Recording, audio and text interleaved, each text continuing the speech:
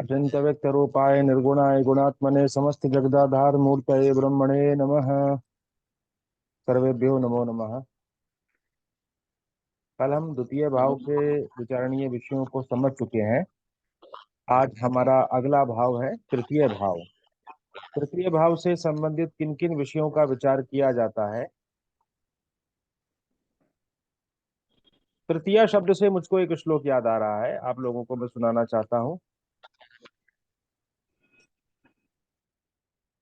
एक श्लोक मिलता है सर आप कि दानम भोगो नासस्त्रियो गतियो भवन्ति वित्तस्य यो ने ददाति न भुंक्ते तस्य तृतीया गतिर्भवति। उसकी तीसरी गति हो जाती है। किसकी? यो ने ददाति न भुंक्ते। श्लोक में कहा गया है कि दानम भोगो नासस्त्रियो, दान, भोग और नाश हो जाना, उसका नष्ट हो जाना, खत्म हो जाना, ये धन की तीन गतियां होती हैं। दानम भोगो नासस्त्रियो गतियो भवंती वित्तस्य, वित्त की। कल हम लोगों ने वित्त भाव पढ़ा था ना, धन भाव पढ़ा था। तो मैं सोच रहा था कि कल ही सुना दूं, मेरे याद भी आया था, लेकिन वो वार्तालाप में निमग्न रहने के कारण ये श्लोक ध्यान से निकल गया। तो आज तृतीय शब्द से मुझे फिर से याद आ गया, तो मैंने सोचा कि पहले इसी को सुना दिया जाए। तो दान, भोग और नाश, ये धन की तीन गतियां बताई गई हैं हमारे ग्रंथों में, शास्त्रों में। और यो न ददाति न भुंक्ते, जो न देता है न भोग करता है, अपने धन का उपभोग करता है। ना तो वो दान कर रहा है, ना ही वो उपभोग कर रहा है, तो क्या होता है? सर तस्य आपकी आवाज कट रही है क्या बार बार? तस्य तृतीया गतिर्भवति, उसकी तीसरी गति हो जाती है।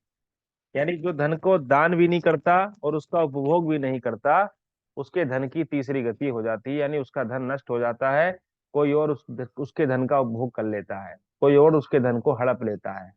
तो इसलिए हमें अपने धन का, जो हमने अपने धन को प्राप्त किया है, संचित धन को, और जो हमको मिला है और जो हमको अर्जित हमने किया है जीवन में, उस धन का हमको दान भी करना चाहिए।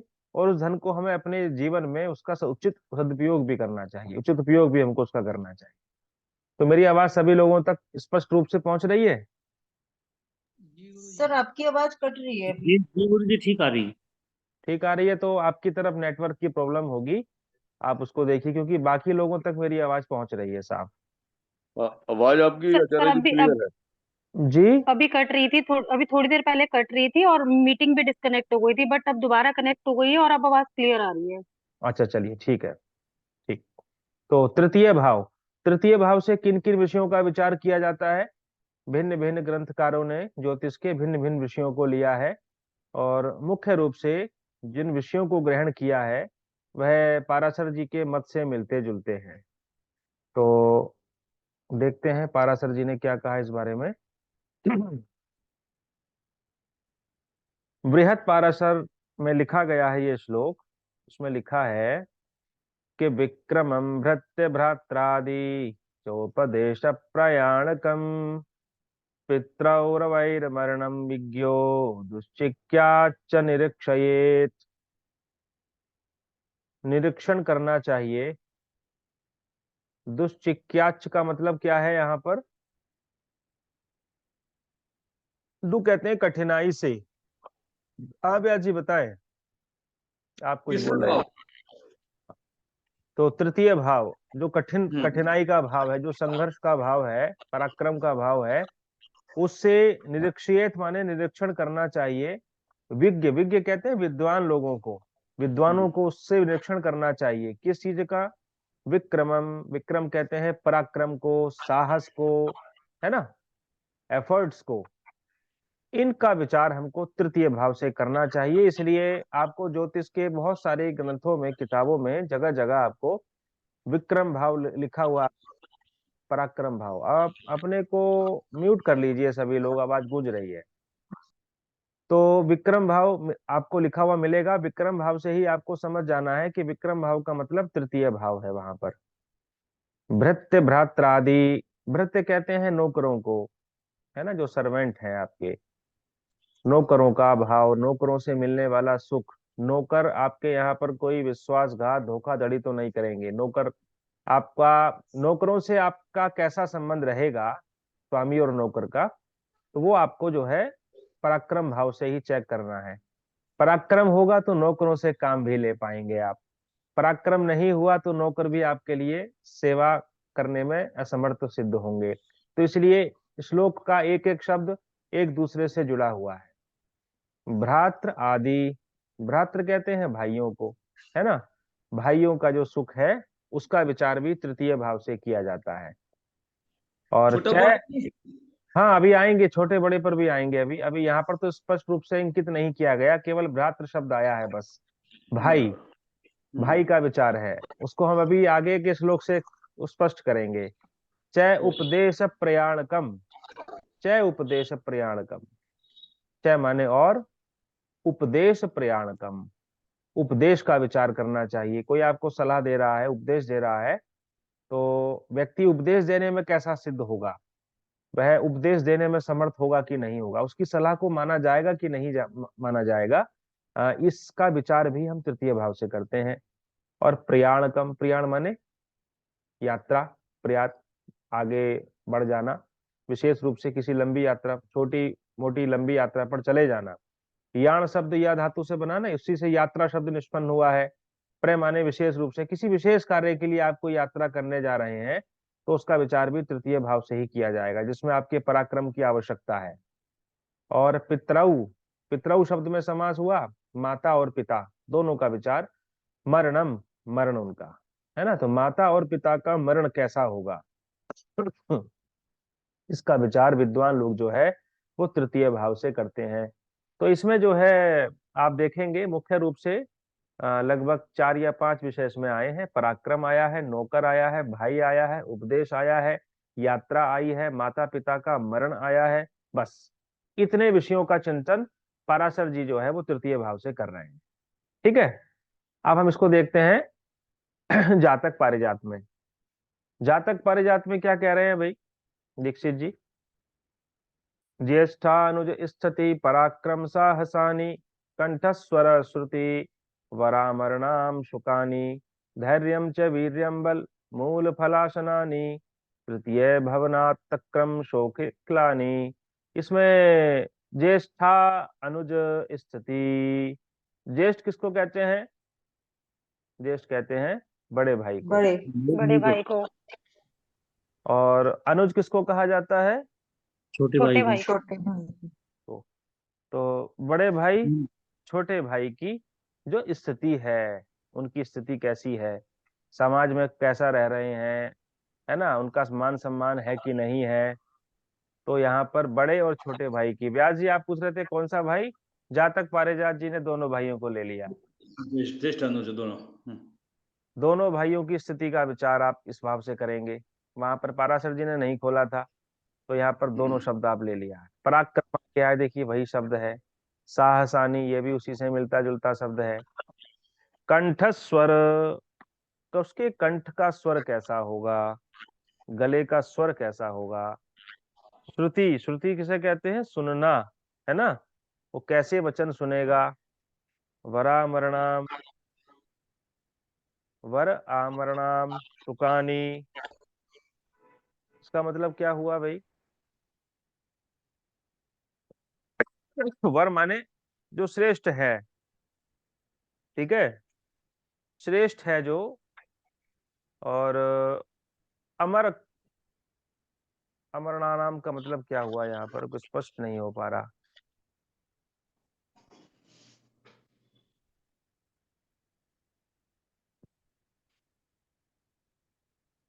चलिए आगे देखते हैं। धैर्य, वीर्य, बल, मूल फल, जो कंद मूल इत्यादि फल होते हैं। असनानी माने उनका खाना, उनका भोजन, कंद मूल फलों का भोजन।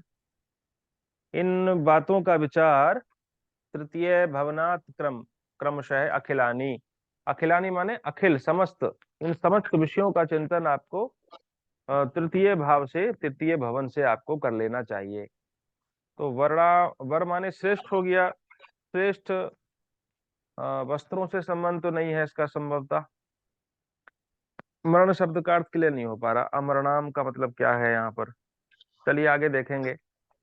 तो यहाँ पर आप देखें तो बड़े भाई और छोटे भाई की स्थिति हो गई, पराक्रम हो गया, साहस हो गया, कंठ स्वर हो गया, श्रुति माने उसके शुभ संवाद कैसा सुन रहा है, यानी कानों से भी संबंध हो गया इसका। श्रुति का मतलब कान है यहाँ पर, ठीक है। और वरावरणाम शुकानी, वरावरणाम शुकानी का मतलब हुआ संभवतः वस्त्र है, अच्छे वस्त्र, अच्छे सुंदर वस्त्रों से, ठीक है। जातक पारिजातकार ने इसका अर्थ जो है वो सुंदर वस्त्र लिखा है इसमें, तो सुंदर वस्त्रों का प्रयोग कैसा होगा, अब यहाँ शब्द से अर्थ स्पष्ट नहीं हो पा रहा मुझे, शुकानी का अर्थ कैसे लिया इन्होंने। तो जातक पारिजातकार ने इन विषयों को जो है इसमें लिया है, ठीक है। आगे बढ़ते हैं।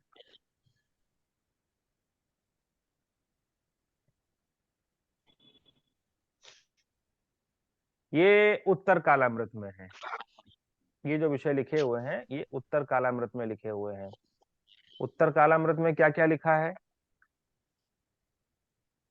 धैर्य लिखा है, धैर्य हो चुका है ना, उसको दोबारा मत। सोदर, सोदर शब्द का मतलब होता है सह उदर, एक ही उदर से, एक ही पेट से जन्म लेने वाले, यानी कि भाई भाई और बहन। भाई और बहन दोनों ही आ गए इसमें, माँ के एक ही पेट से जन्म लेने वाले, तो बड़ा भाई, बड़ी बहन, छोटा भाई, छोटी बहन, इसमें सभी सम्मिलित हो गए हैं। युद्ध सम्मिलित हो गया है, युद्ध में पराक्रम ही देखा जाता है, तो युद्ध भी पराक्रम का ही विषय है, ये इसमें ले लिया है। कर्ण, कर्ण कहते हैं कान, वहां पर देखिए जातक पारिजात में श्रुति शब्द का प्रयोग किया, यहाँ पर उन्होंने स्पष्ट रूप से इंगित कर दिया कि कान का विचार तृतीय भाव से किया जाएगा। अगर तृतीय भाव पर किसी के पाप ग्रहों का प्रभाव हो ना, तो मेरे पास 6-7 जन पत्रिकाएं हैं ऐसी, उसके कान की सर्जरी हो जाती है, ऑपरेशन हो जाता है कान का। 6 या 7 जन पत्रिकाएं मेरे पास रखी हुई हैं। स्पेशली मंगल का और राहु का प्रभाव अगर हो, तो जातक क्या करता है ऐसी स्थिति में, बार बार ऑपरेशन कराता है और उसका ऑपरेशन सफल ही नहीं होता, कान का जो ऑपरेशन है उसका, तो सर्जरी बार बार हो जाती है मंगल की दृष्टि के कारण। दाया दाया कान का होगा ना गुरुजी? हाँ, इसमें दाया बाया तो आया ही नहीं, कान ही आया है बस, केवल कान, कान का विचार, तो तृतीय भाव से आप करेंगे। और चरणाध्वच्छ, चरण, चरण किसको कहते हैं, पैर को कहते हैं, तो पैरों का विचार भी इसी से किया जा रहा है। और अध्व क्षेत्र, अध्व क्षेत्र कहा जाता है जो मार्ग के क्षेत्र होते हैं, चलने वाले रास्ते, रास्तों के इर्द गिर्द जो कॉलोनियां बनी हुई होती हैं, बस्तियां बनी हुई होती हैं, उनको अध्व क्षेत्र कहा जाता है, उसका विचार भी इसी से किया जाता है। चित्त भ्रमः, चित्त में जो भ्रम पैदा हो जाए, मन के जो भ्रम पैदा हो जाए, जो गलत फहमियां पूर्वाग्रह व्यक्ति पाल लेता है अपने मन में, बहुत लोग ऐसे होते हैं बिना किसी दूसरे से बातचीत किए सामने वाले व्यक्ति के बारे में अनर्गल अपने पूर्वाग्रह अपने दिमाग में पैदा कर लेते हैं। तो चित्त की भ्रम की स्थिति जो है, अगर शुभ ग्रहों का प्रभाव है तब तो ये भ्रमित व्यक्ति नहीं होगा, चित्त उसका नियंत्रित रहेगा। और पाप ग्रहों का प्रभाव है, या तृतीय भाव के जो स्वामी हैं, जो अधिपति हैं, वो शत्रु के क्षेत्र में चले गए हैं, अथवा उनका षड्बल कमजोर हो गया है, अथवा वो अस्त हो गए हैं, है ना, या वो किसी क्रूर ग्रह के साथ बैठ गए हैं, युति हो गई है उनकी, तो ऐसी स्थिति में क्या होगा, इनमें जो नकारात्मक विषय है उनका प्रभाव ज्यादा मिलेगा। सामर्थ्यम, व्यक्ति की सामर्थ्य ये पराक्रम पर ही निर्भर करती है, वही विषय है।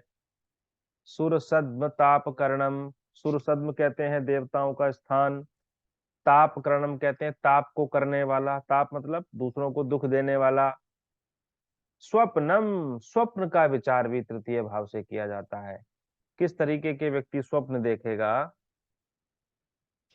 ये हम तृतीय भाव से विचार करते हैं। भटो, भट कहते हैं सैनिक को, सैनिक का विचार भी इसी से आएगा, क्योंकि पराक्रम भाव है। सैनिक से अधिक पराक्रम कौन दिखाता है, जो अपने जीवन को भी जो है कुर्बान कर देता है ना। तो सैनिक से श्रेष्ठ तो कोई पराक्रमी होता ही नहीं। हतो वा प्राप्त से जो जीतवा, है ना वो, जित मोक्ष से महीम, गीता में कहा भगवान ने कि मर जाएगा तो स्वर्ग को भोगेगा, और जीत गया, पराक्रम तूने दिखाया सैनिक के रूप में, तो तू पृथ्वी का अधिपति बनेगा। इसलिए युद्ध कर, नैवम पापम व्याप्स्यसि सुख दुखे समय कृत्वा, है ना, लाभा लाभौ जया जयो ततो युद्धा युजस्व नैवम पापम व्याप्स्यसि। तो इस तरह से जो व्यक्ति सुख और दुख में समान रहे, लाभ और हानि में समान रहे, मतलब सामर्थ्यवान रहे, धैर्य रहे उसके अंदर, तृतीय भाव बलवान रहे व्यक्ति का, तो आने वाली मुसीबतों से निपटारा कर लेता है वो सैनिक की भांति। तो तृतीय भाव का मजबूत होना बहुत जरूरी है। जीवन के कर्म क्षेत्र है, एक कर्म योग है, इस कर्म योग में वही व्यक्ति सफल हो पाता है जो पराक्रमी हो, बलशाली हो, है ना। जैसे उसमें बायोलॉजी में एक वैज्ञानिक हुए चार्ल्स डार्विन, उन्होंने अपना सिद्धांत दिया था कि योग्यतम की उत्तरजीविता का सिद्धांत है कि जो जीव ज्यादा शक्तिशाली होते हैं वो ज्यादा टिक जाते हैं, कमजोर जो है वो मारे जाते हैं। तो बलि, सर्वाइवल ऑफ फिटेस्ट। हाँ हाँ बिल्कुल वही, मैं इसको हिंदी में कह रहा हूँ। तो जो कमजोर होता है, बलि भी कमजोर की दी जाती है। आप देखो मेमनों की बलि दी जाएगी, बकरों की बलि दी जाएगी, भैंसों की बलि दी जाएगी, कभी सुना आपने शेर की बलि दी जाती है? तो बलि भी हमेशा कमजोरों की दी जाती है। तो इसलिए व्यक्ति को मजबूत होना चाहिए, ज्योतिष की भाषा में कहें तो उसका थर्ड हाउस मजबूत होना चाहिए, स्ट्रांग होना चाहिए।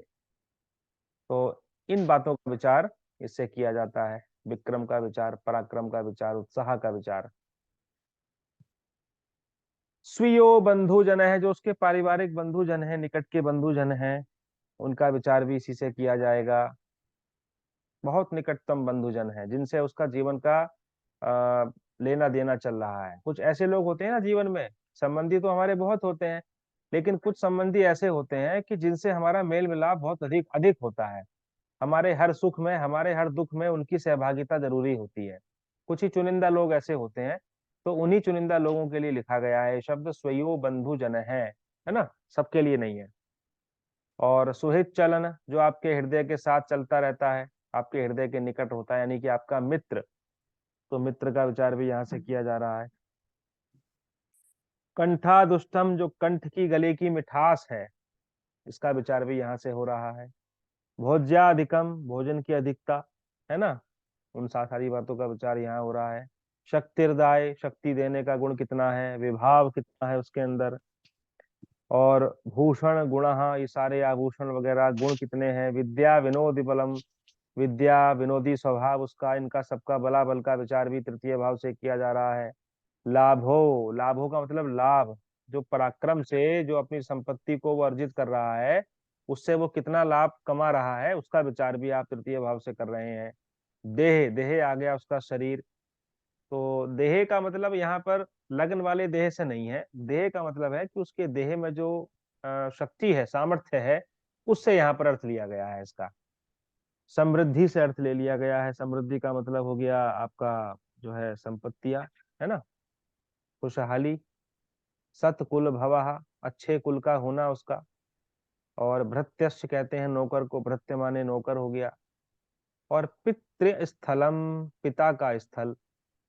पिता का स्थल से मतलब यहाँ पर क्या है, यहाँ पर पिता के स्थल से मतलब है पितृ तीर्थ। हमारे हाथों में ना तीर्थ होते हैं, जैसे ये हमारा ये पंचांगुली, ये हमारा हस्त जो है कर, इसमें आप देखेंगे जब हम तर्पण इत्यादि क्रिया करते हैं, तर्पण मानी पितरों को जब जल देते हैं, तो ये अंगुष्ठ है हमारा, और ये हमारी तर्जनी उंगली है, ठीक है।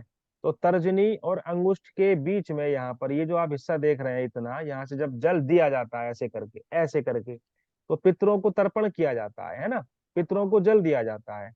काले तिल मिश्रित जल मिला करके, जल में काले तिलों को और दक्षिण दिशा की ओर अभिमुख करके, और जनेऊ को अपसव्य करके, है ना। सामान्य स्थिति में क्या करते हैं, जनेऊ को हम लोग सीधे कंधे पर पहने रखते हैं, लेकिन जब पितरों को जल दिया जाता है तो उस स्थिति में जो पुरोहित लोग होते हैं, जो कर्मकांडी लोग होते हैं, वो जनेऊ को उस हाथ से करके और उसको जो है बाएं कंधे पर रख लेते हैं। तो शास्त्रों में उसको अपसव्य कहा जाता है, अपसव्य करना उसको। तो अपसव्य करके जनेऊ को, और यहाँ से पितृ तीर्थ से जो है पितरों को जल दिया जाता है। तर्पयामी, तर्पयामी, है ना, तृप्त करो, तृप्त हो जाओ आप। तो अब श्राद्ध पक्ष जो है जब आते हैं उस समय 16 तिथियों के, तो प्रत्येक तिथि के निमित्त हर एक संबंधी को आप जल अर्पित करते हैं, उनको जल देते हैं। तो ये तर्पण करना कहते हैं इसको। तर्पण प्रतिदिन होना चाहिए घर में, यद्यपि तर्पण का विधान तो प्रतिदिन लिखा हुआ है। घर के जो सबसे बड़े सदस्य हैं वो तर्पण करें, सबसे पहले संध्या करें, फिर जो है देवताओं का, ऋषियों का तर्पण करें, ऋषियों को जल दें, फिर पितरों का तर्पण करें, फिर उसके बाद बलि वैष्णोदेव करें। जो घर में भोजन बना है उसको हवन में, पहली आहुति हवन में दें। अब तो आजकल तो महिलाएं क्या करती हैं, थोड़ी सी रोटी बनी, जरा सी रोटी बनी, और वो नीचे जो गैस जल रही होती है उसी के नीचे अपना रख देते हैं, हो गया हवन अब, है ना। तो मैथेन गैस में ही हवन निपटा दिया जाता है। तो यज्ञ होना चाहिए था पहले, यज्ञ होता था, हमारे यहाँ तो होता है भाई, आज भी होता है। पिताजी करते हैं प्रतिदिन, जो है सारी समस्त विधान होते हैं, और बलि वैष्णोदेव किया जाता है। फिर उसके बाद पहली रोटी गाय को निकलती है, उसके बाद कौवे, कुत्ते, चींटी, सबके लिए थोड़ा थोड़ा अंश आपको प्रतिदिन अपने घर से निकालना चाहिए।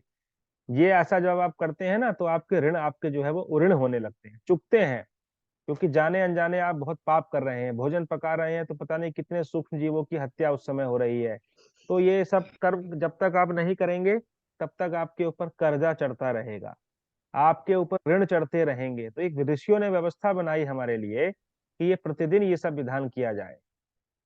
अब लोग नहीं करते तो फिर भटकते हैं, कोई इधर सिर पटक रहा है, कोई किसी मजार पे जाके सिर पटक रहा है, कहीं कुछ कर रहा है, कोई कुछ कर रहा है, किसी बाबा के चक्कर में फंस गया, बोले भाई मेरे ऊपर तो पितरों की पीड़ा हो गई है, पितर मेरे रूठ गए हैं। वो तो रूठेंगे ही भाई, जब बिना भोग लगाए उनको खाओगे तो पितर क्या, देवता भी रूठ जाएंगे, समस्त जो देव शक्तियां हैं वो सब आपसे रूठ जाएंगी। अपने लिए नहीं जीवन जीना चाहिए कभी भी। तो ये पितृय स्थलम का मतलब पितृ तीर्थ से यहाँ पर है। पितृ तीर्थ क्या होता है ये मैंने आपको समझा दिया। दासी, दासी का मतलब जो दास होते हैं, नौकर होते हैं हमारे।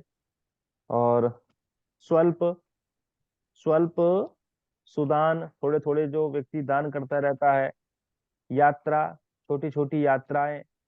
ऊरु कार्यम, है ना, बड़ा बड़े बड़े कार्य। और उरु मतलब जो है ये हो गया। और स्वीय धर्म, अपने धर्म में, अपने धर्म का पालन व्यक्ति कितना करता है, इस बात का विचार। और जो है आगे क्या लिखा है, त्रिभात, है ना। तो त्रिभात माने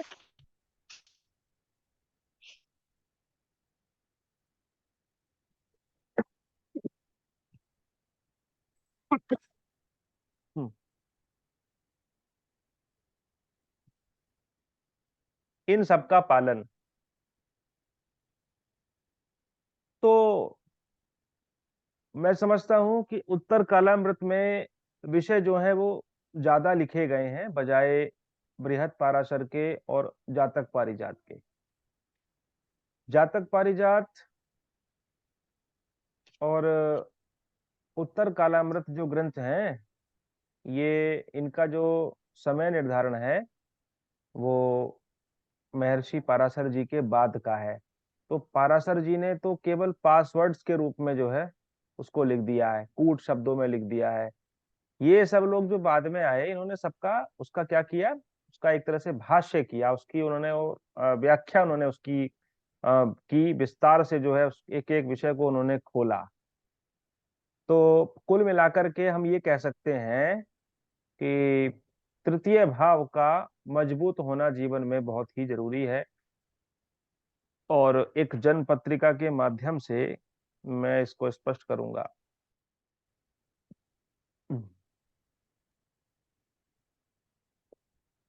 देखिए, ये एक जन्म पत्रिका है, इस जन्म पत्रिका में लिखा है कि ये सिंह लग्न की जन्म पत्रिका है, और इसमें जो तृतीयेश है, तृतीय भाव है, उस तृतीय भाव में कोई भी ग्रह नहीं बैठे हैं। जब कोई ग्रह नहीं बैठे हैं, भाव रिक्त हो गया। तो अब आप देखिए इसमें कि तृतीय भाव के जो अधिपति हैं वो कौन है, शुक्र। शुक्र है। शुक्र कहाँ बैठे, हाँ शुक्र कहाँ बैठ गए हैं जाकर के, अष्टम भाव में। अष्टम भाव, दो स्थान में बैठ गए हैं, है ना, खराब स्थान में बैठ गए हैं। और शुक्र वैसे भी सौम्य ग्रह हैं, शुभ ग्रह हैं। शुभ ग्रहों का इन स्थानों में बैठ जाना, छठे भाव में या आठवें भाव में या 12वें भाव में बैठ जाना, ये एक तरह से नेगेटिव होता है, नकारात्मक होता है। दूसरी बात, शुक्र बैठे भी किसके साथ में है, शनि के साथ बैठे हैं, तो शनि तो उनके मित्र हैं, लेकिन साथ साथ में वो राहु के साथ भी बैठे हैं, है ना। तो शुक्र का राहु के साथ होना ये अच्छा संयोग कहा जाता। ऐसी स्थिति में क्या करता है व्यक्ति, अगर शुक्र का संबंध राहु से हो जाए, तो शुक्र मतलब कौन है, शुक्र स्त्री ग्रह है ना, जीवन संगनी के कारक हैं। शुक्र महिलाओं के भी कारक। अभी मैं आपको ये जब ये भाव पूरे हो जाएंगे ना, तो फिर मैं आपको ग्रहों के कारकत्व बताऊंगा कि आप एक एक ग्रह से किन किन विषयों का विचार करते हैं। जैसे हम लोग सूर्य से, सूर्य मतलब पिता, चंद्रमा मतलब माता, मंगल मतलब भाई, बुध मतलब बहन या व्यापार, गुरु मतलब गुरु, पुरोहित, शुक्र मतलब स्त्री यानी जीवन संगिनी या महिला वर्ग, शनि मतलब सेवक, ऐसे ही तो एक एक कारक हो गए। हमारे ग्रंथों में सैकड़ों सैकड़ों कारक लिखे हुए हैं, एक एक ग्रह से अनेक अनेक विचारणीय कारकों को लिया जाता है। तो मैं जब ये भाव पूरे हो जाएंगे हमारे 12 भाव, तो उसके बाद फिर हम चलेंगे, अगला जो विषय होगा हमारा वो ग्रहों के कारकत्व को लेकर के होगा।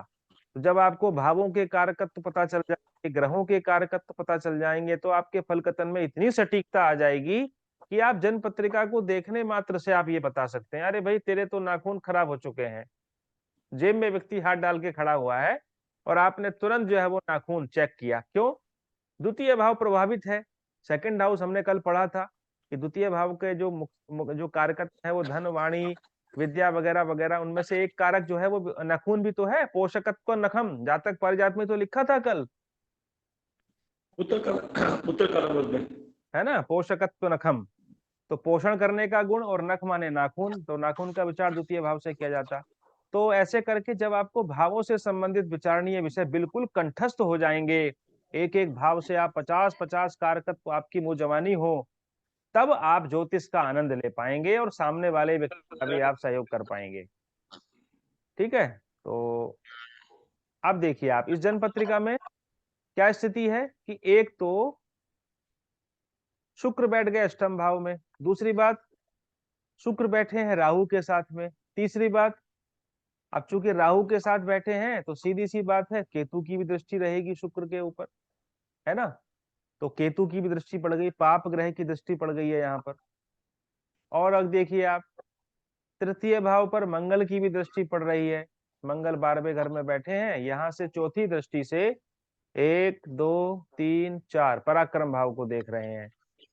तो पराक्रम भाव जो है हमारा, तृतीय भाव जो है वो कैसा हुआ, वो थोड़ा सा पीड़ित हो गया, है ना।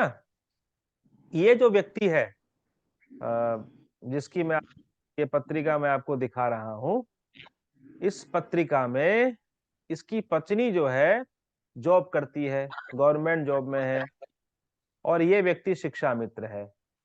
ठीक है, तो सरकारी सेवा में बहुत कम इसको तनख्वाह मिलती है, बाकी पूरे घर का जो जीवन यापन है वो इसकी पत्नी के कारण चलता है। तो आप देखें कि शुक्र तृतीय जो है वो शुक्र, वो मीन राशि में बैठे हैं। मीन राशि शुक्र की कौन सी राशि होती है? उच्च राशि होती है, समझ गए आप। पत्नी जो है, पत्नी बलवान दिखाई दे रही है जन्म पत्रिका के माध्यम से, लेकिन पत्नी को कष्ट हो रहे हैं क्योंकि शुक्र पीड़ित हो गया है। पत्नी को कष्ट किस रूप में हो रहा है कि पत्नी को घर चलाना पड़ रहा है, पति की इनकम बहुत कम है, ठीक है, पत्नी को ही भाग दौड़ करनी पड़ रही है अधिकाधिक जीवन में। और ये व्यक्ति कौन है? लग्नेश है, सूर्य है।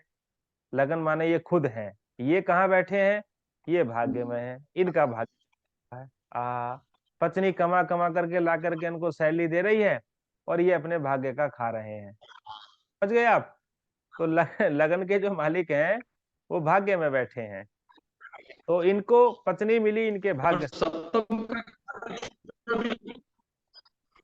हाँ, सप्तम सप्तम जब का कारक शुक्र भी अष्टम स्थान में है ना। ये पुरुष की कुंडली है तो सप्तम के कारक पुरुष की कुंडली में हमेशा शुक्र रहेंगे। पर पुरुष की कुंडली में सप्तम के कारक हमेशा शुक्र होंगे और स्त्री की कुंडली में सप्तम के कारक हमेशा बृहस्पति होते हैं। ये फिक्स है, ये नैसर्गिक कारकत्व है। पुरुष के लिए पत्नी का कारकत्व शुक्र होता है और पत्नी के लिए पति का कारक बृहस्पति होता है। तो तो ये जो है अपनी पत्नी के भाग्य का ये खा रहे हैं। देखिए एक जन्म पत्रिका हम लोग एक और देखते हैं, इसको देखिए आप। इस जन्म पत्रिका में आपको क्या दिखाई दिया? तृतीय भाव चेक करिए, इसका विश्लेषण करवाता हूं मैं। मोनिका, मोनिका मैम आप करिए।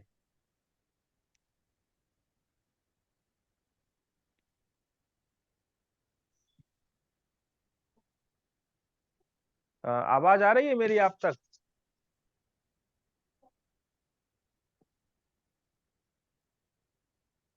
अब ये विश्लेषण के नाम पर मौन हो गई हैं। चलिए सर मैं करूं?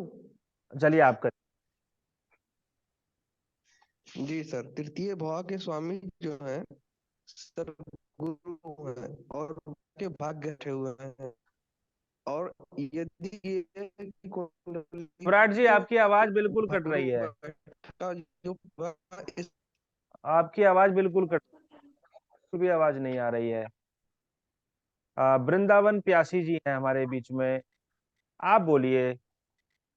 जी गुरु जी प्रणाम। जी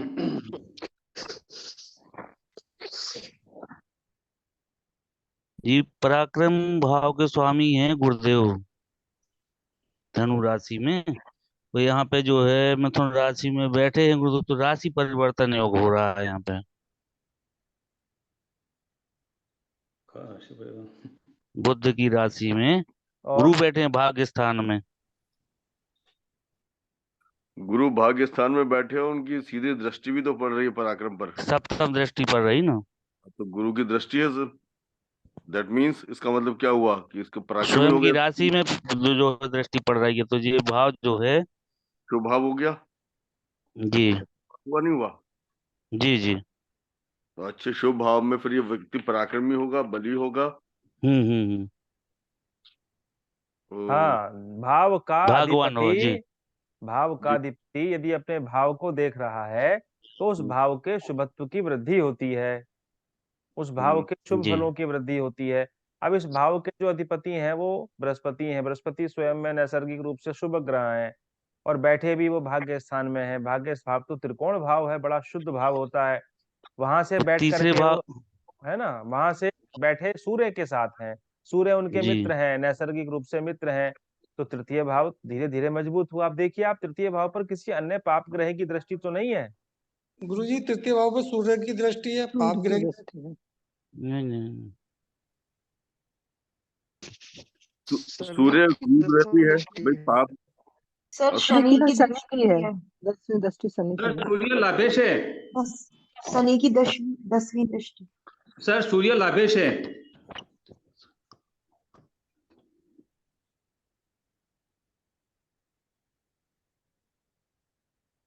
शनि की हाँ, पड़ रही सप्तम दृष्टि। शनि की सूर्य, दसवीं दृष्टि पड़ रही है जी, ना? शनि की तो दृष्टि फिर पड़ रही है। शनि की लेकिन सूर्य लाभेश है तो उसकी दृष्टि अच्छी रहेगी। और सूर्य हाँ, लाभेश है। पूरे लाभ स्थान के तो स्वामी हैं, इसलिए उनकी दृष्टि अच्छी होगी। तो फिर तो सर ये बड़ा पैसे वाला व्यक्ति, मतलब पराक्रमी व्यक्ति हो गया। अच्छे नहीं वक्त तो का आप प्रयोग कर आप रहे हैं। अब अब ये आज भी तो तो, अभी ये शनि की दृष्टि देखिए कि शनि की दसम दृष्टि पड़ गई है पराक्रम भाव पर। हम्म शनि क्रूर ग्रह है, क्रूर ग्रह की दृष्टि तो पड़ना अच्छा थोड़ा नहीं है। भाव में कमी आएगी सर। थोड़ा सा कमी आएगी। तो आप रिजल्ट जी क्या बताएंगे, रिजल्ट क्या बताएंगे इसमें?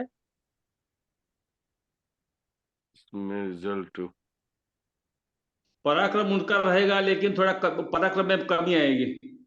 सर मिला जुला असर रहेगा। और भाई बहन का सुख मिलेगा लेकिन भाई बहन के सुख में भी कमी होगी।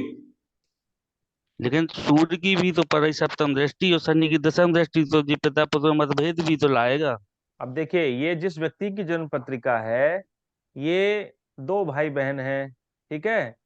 एक भाई मुरादाबाद रहता है, ठीक है, और उसकी बहन रहती है दिल्ली, बस इतना फर्क है। और माता पिता रहते हैं भैया के साथ में, बहन पढ़ने के लिए बाहर चली गई है, जो आमतौर पर होता ही है। तो दो भाई बहन है, दोनों भाई बहनों में अपार स्नेह है, बहुत प्रेम है, और कोई किसी तरीके का झगड़ा नहीं है। रही बात पराक्रम, अकेले हैं, मैरिज मैरिज इनकी हो चुकी है, गवर्नमेंट जॉब करते हैं, माता पिता के साथ रहते हैं, ठीक है। पराक्रम में कोई विशेष कमी नहीं है, स्थिति ठीक है, क्योंकि शनि के लिए शनि की दसम दृष्टि गुरु पर पड़ रही है। सबसे बड़ी बात इसमें यह है। और आप ये सभी जानते ही हैं कि जो तृतीय भाव में ग्रह बैठे हैं वो बृहस्पति बैठे हैं, और शनि के लिए जो बृहस्पति होते हैं वो सम होते हैं, है ना, ना मित्र होते हैं ना शत्रु होते हैं। इसलिए कोई विशेष हानि यहाँ पर इनको नहीं है।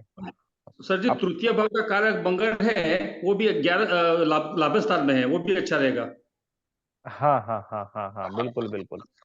तृतीय भाव पराक्रम होता है, पराक्रम, ठीक है। और ये पराक्रम से संबंधित जो विषय होते हैं वो मंगल से देखे जाते हैं, मंगल भी पराक्रम। तो तृतीय भाव के जो जो कारक ग्रह हुए मंगल, वो बैठ गए सीधा सीधा लाभ में जाकर के। ठीक है, तो कुल मिलाकर के ना विशेष हानि यहाँ पर नहीं है, मतलब जैसा ग्रह स्थिति कह रही है ऐसा ही जीवन है। पराक्रम से मतलब अपनी जॉब करते हैं, घर परिवार को पाल रहे हैं और बढ़िया अच्छे आराम से इनकी जीवन जो है इनका बीत रहा है। चलिए एक पत्रिका अरे और ले इनका अगर द्वितीय भाव देखें तो द्वितीय भाव में का भी थोड़ा सा विश्लेषण हो जाता, रिवीजन हो जाएगा। अच्छा, द्वितीय भाव लेंगे तो तृतीय भाव थोड़ा डिस्टर्ब हो जाएगा। आज पराक्रम है, आज नहीं, वो हम कल कर चुके हैं ना, द्वितीय भाव। द्वितीय अच्छा भाव अच्छा अच्छा, ठीक है ठीक है, अभी लेता हूँ। चलिए, ये एक जन पत्रिका है, इसमें देखिए ये धनु लग्न की जन पत्रिका है। ओम सर्वे भवन्तु सुखिनः, सर्वे सन्तु निरामया, सर्वे भद्राणि पश्यन्तु, मा कश्चित् दुःख भाग् भवेत्। ओम शांति शांति शांति, सर्वेभ्यो नमो